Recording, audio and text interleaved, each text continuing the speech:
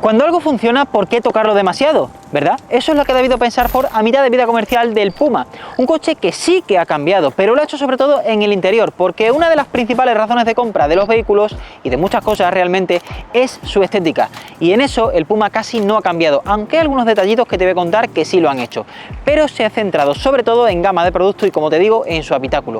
Un coche que sigue siendo muy eficiente, como te digo, muy atractivo y que tiene en toda su gama la etiqueta Eco de la DGT. En este vídeo te voy a contar cómo es la variante con el sistema de propulsión 1.0 EcoBoost con 155 caballos, que quizá sea el más equilibrado de toda su oferta. Pero ¿cuáles son sus detalles? Empezamos, que te lo cuento.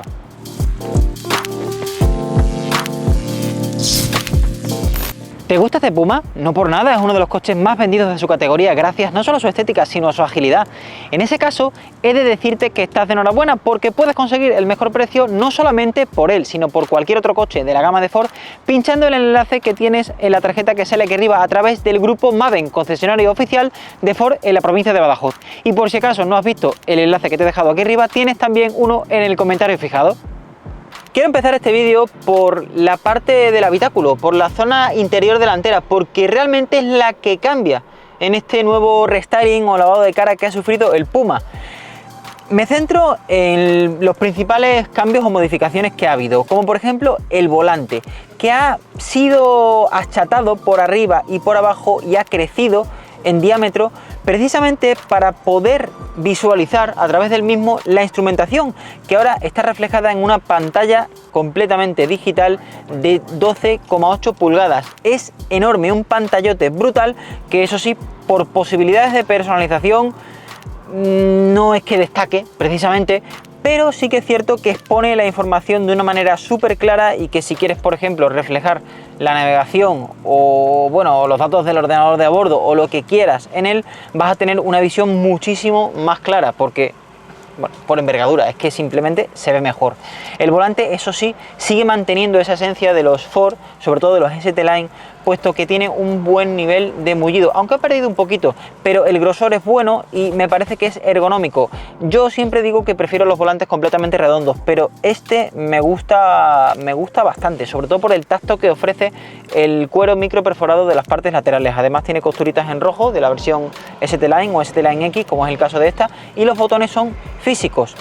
Me parece, no sé si decirte un error, pero raro la decisión de haber incluido todo en un mando en la columna de dirección en la parte izquierda, donde se sitúan normalmente las luces y los intermitentes. También se han metido los limpiaparabrisas.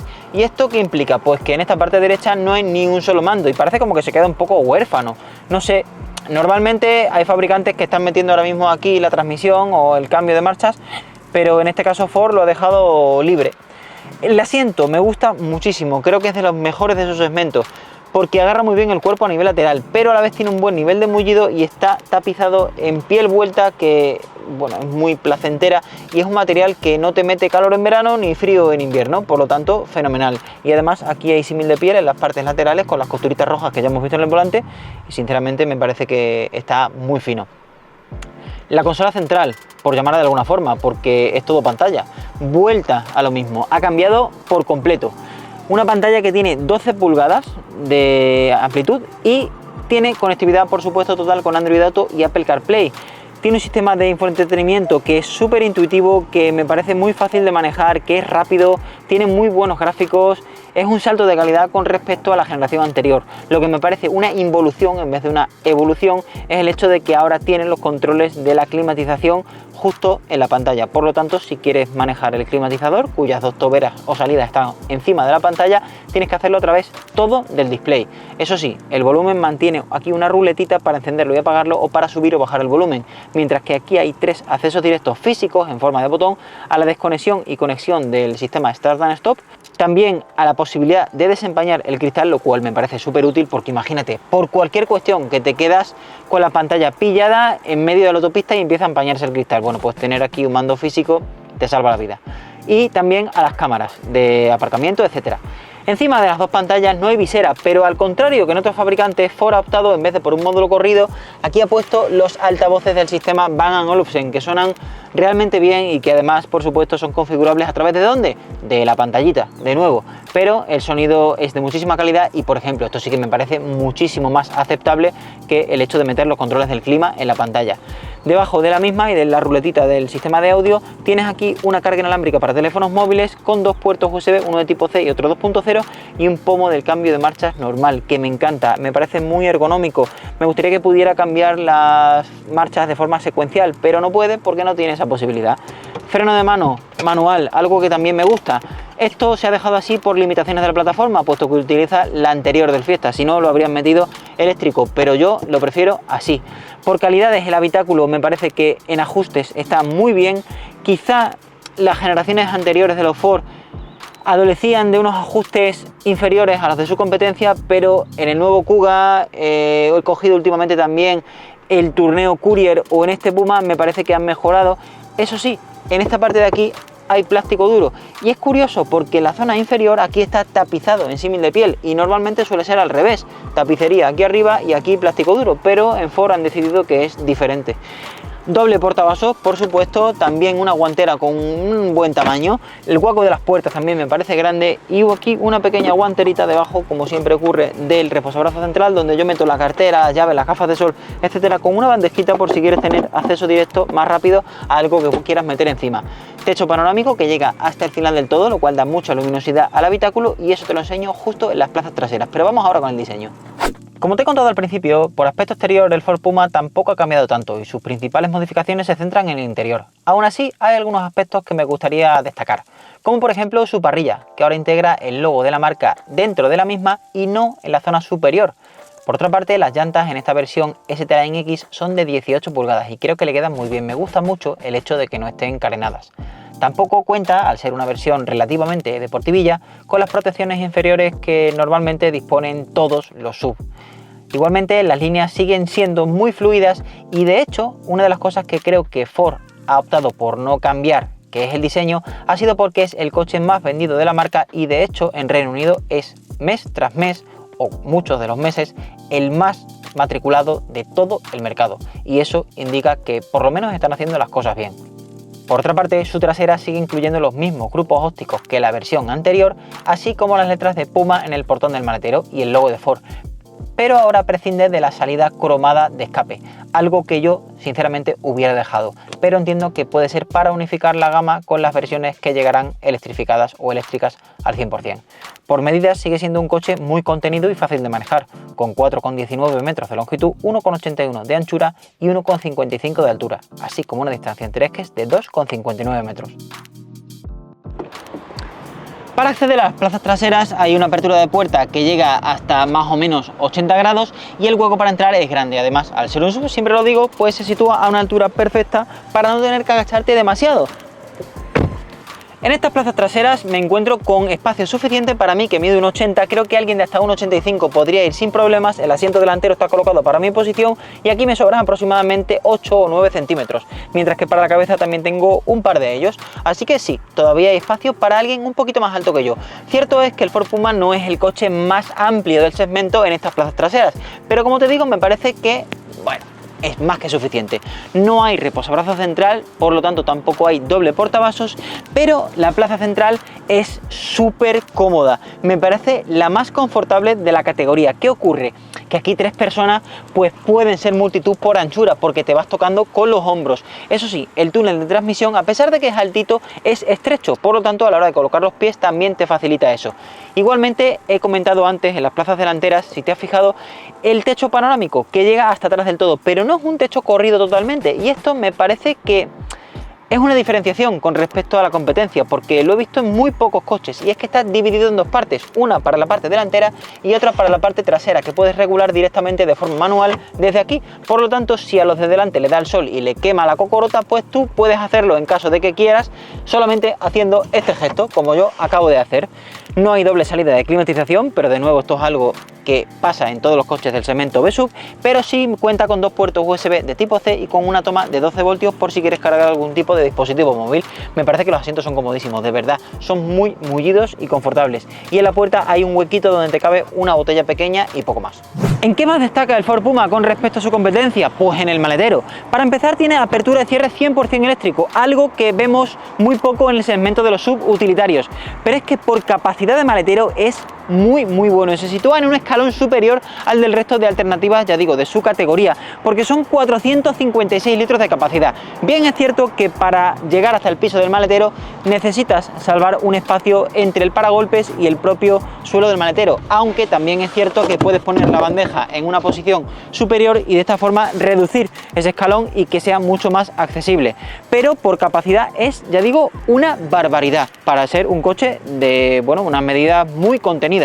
Y de hecho tienen algo todavía más diferencial, porque si has visto otros vídeos de Puma que hemos probado previamente en el canal, te darás cuenta que debajo del propio piso del maletero tiene un compartimento, un hueco en donde te cabe una maleta bastante grande, y este compartimento es estanco.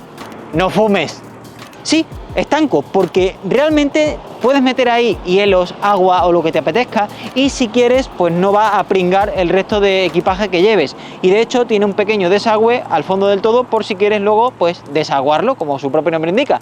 También cuenta con anclajes para una red de carga, ganchos por si tienes bolsas, mochilas o equipaje con asas, y una toma de 12 voltios. Las formas interiores son súper regulares, así que hacer un Tetris aquí va a ser muy sencillo, y si quieres más espacio no te va a quedar un suelo de carga plano, pero puedes abatir la fila de asientos posterior en disposición 60 y 40 y de esta forma llegar hasta los 1216 litros.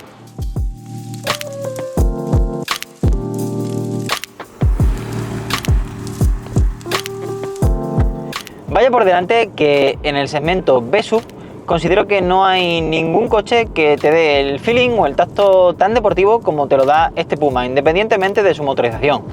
Ahora bien, te comento cuáles son sus características. Esta unidad que estoy probando monta un motor EcoBoost de 1.0 litros y 3 cilindros. Tiene 125 caballos de potencia y 210 Nm de par motor máximo. Con ello y un peso de 1.368 kilos, que al fin y al cabo tampoco es que sea demasiado elevado en vista de lo que hay en su categoría, es capaz de acelerar de 0 a 100 en 9,6 segundos. Además, dado que su peso tampoco es demasiado elevado, pues el consumo también está bastante bien. Homologa una media de 5,8 litros a los 100 kilómetros. No creo que los cumpla estrictamente, pero no es difícil moverte entre los 6 y los 6,5, lo cual me parece aceptable teniendo en cuenta sus prestaciones, características y potencia. De hecho, alcanza los 190 km por hora de velocidad punta, y todo ello va aderezado por la pegatina Eco de la DGT, porque equipa un sistema de microhibridación de 48 voltios, que está formado por un pequeño motorcillo eléctrico de 16 caballos con una batería de 0,38 kWh de capacidad, que no puede mover al coche por sí mismo, pero sí que es cierto que le da cierto apoyo al motor de combustión, como por ejemplo en aceleraciones, a la hora de salir de parado, en un semáforo, etcétera, lo cual ayuda a aquilatar todavía un poquito más los consumos y a emitir menos contaminación, y de ahí la etiqueta Eco de la DGT. Equipa también una caja automática PowerShift de doble embrague y 7 relaciones, que me parece que funciona bien porque las transiciones entre marchas son bastante suaves y la considero lo suficientemente rápida como para no decir que sea lenta. Ahora bien, me gustaría que pudieras cambiar de forma secuencial, algo que no puedes hacer ni desde las lepas detrás del volante, básicamente porque no hay, ni tampoco desde el pomo de la palanca del cambio de marcha, porque tampoco tiene una parte de secuencial. Los modos de conducción, por cierto, de este coche se dividen en 4 diferentes. Tienes uno normal, que es el más equilibrado, otro eco para consumir lo mínimo posible, otro deportivo, que además incluye un acceso directo a través de la palanca, a través del modo S, y un último que es resbaladizo. Es cierto que este coche no es un todoterreno, pero bueno, si lo quieres meter en algún caminito de tierra, etcétera, etcétera, o si llueve, pues puedes hacerlo con un poquito más de garantías con ese modo resbaladizo, ya que gana motricidad. Aunque a mí, si me preguntas, yo prefiero llevarlo en modo Sport, que es donde el coche se nota más reactivo, tanto en dirección como en tacto de los pedales, como en rapidez del cambio. Y ya que hablo del tacto de los pedales, me gustaría destacar que Ford ha sabido mejorar, y no poco, el tacto del pedal de freno, puesto que en esta marca los modelos con cierta electrificación, ya sea microhibridación, hibridación enchufable o 100% eléctrico, puesto que en esta marca adolecían de un tacto del pedal de freno bastante artificial, porque en el recorrido del mismo, al principio siempre había un escalón donde el freno no hacía prácticamente nada y llegabas a un punto en el que era demasiado brusco y el coche se quedaba prácticamente clavado. Es algo a lo que te acostumbrabas a utilizarlo una semana, pero necesitabas eso. Ahora ya no tiene ese problema, lo cual me parece un avance bastante grande. Y como te he dicho al principio de esta parte de conducción, este Puma me parece que no tiene rival en cuanto a agilidad y dinamismo en el segmento B-Sub, porque tiene una dirección que a bajas velocidades se muestra muy fácil de utilizar, pero según vas ganando kilómetros por hora, lo que hace es que se endurece y tiene un peso muy bueno. Y además es muy directa, te transmite muy bien también el feeling que hay debajo de los neumáticos. Es un coche reactivo. Me gustaba muchísimo el ST de 200 caballos que salió al principio. Ahora en la gama, al final del vídeo te lo contaré, pero ya no existe. Ni siquiera el de 170 caballos. Ahora tiene 160.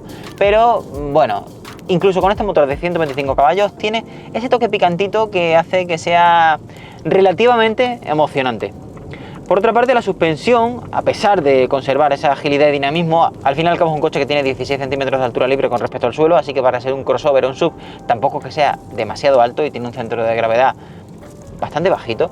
Bueno, pues no hace falta tener un tarado súper duro para mantenerlo plano en los cambios de apoyo, así que consigue un aplomo y una estabilidad realmente buena en comparación con coches como por ejemplo del grupo Stellantis, sin irme muy lejos, o algún Renault, por ejemplo, y también con respecto a los del grupo Volkswagen.